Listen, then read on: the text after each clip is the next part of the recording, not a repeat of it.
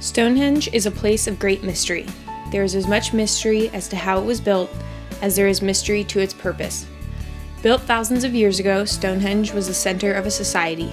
Many ritual practices and cultural activities were centered upon the formation of rocks at Stonehenge. It is found on the English countryside of Wiltshire. Considered a UNESCO World Heritage Site, Stonehenge is composed of earthworks surrounding a circular setting of large standing stones. Surrounded with burial sites, it was argued to have been erected in 2500 BC.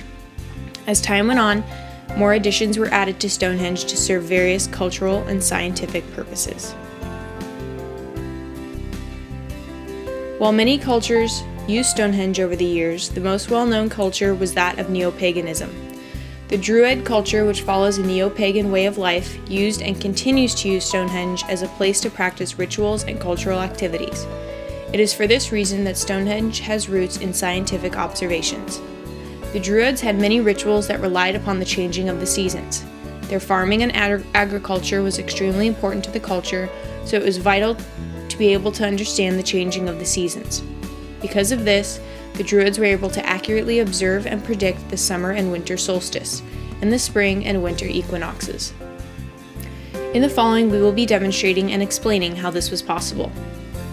For the purpose of this explanation, we built a replica of the pertinent stones that help the historical cultures map the solar phenomenons.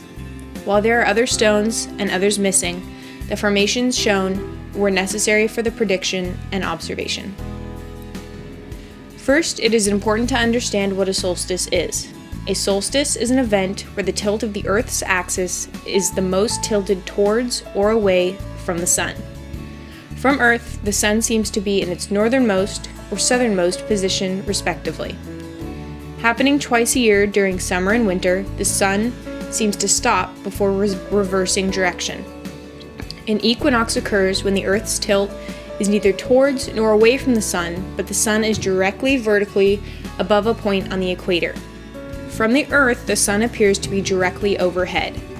Happening around March 20th and September 22nd each year, the two equinoxes mark the coming spring and fall seasons. We can now understand why being able to predict the coming season would benefit the agricultural cultures of England. While there are over 90 recorded stones that make up Stonehenge, 41 make up the innermost formation and are important for mapping. When observing the sunrise of the summer solstice, the sun can be seen between the 15th and 16th stones across the altar stone and through the 1st and 30th stones as shown. The winter solstice is shown in the exact opposite location. The winter solstice sunset can be seen when the light shines through the 1st and 30th stones across the altar stone and through the 15th and 16th stones. Between the season changes, the people would use movable stones to mark the sun's position between the other stones. By observing and marking this occurrence over and over again, the culture was able to accurately predict the solstices.